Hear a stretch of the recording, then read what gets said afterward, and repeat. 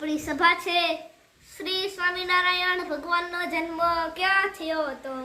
તો છપૈયામાં. છપૈયા એક નાનું એવું ગામ છે. એમાં ધર્મપિતા, ભક્તિ માતા અને સ્વામિનારાયણ ભગવાન રહેતા હતા. એક દિવસ અંજવાળું પડ્યું.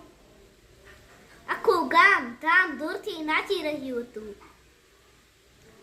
એટલે તો આપણે આમાં કોઈ દી નહીં જોવે.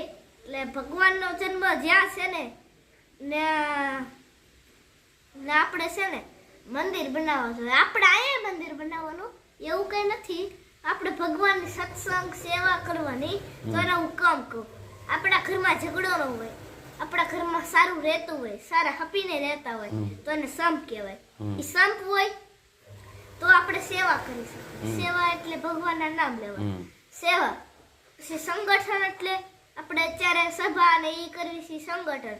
પછી એમાંથી મોટી મોટી વધતી જાય ને આપણે સ્વામી ને મંદિર ને બધું બને એને સહકાર કરે.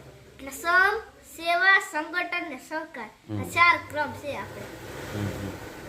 એટલે અત્યારે તમને કહું કેટલા મંદિર છે અમેરિકામાં, કેનેડામાં સ્વામિનારાયણના છે ને કેટલા. લંડન છે, રશિયા છે.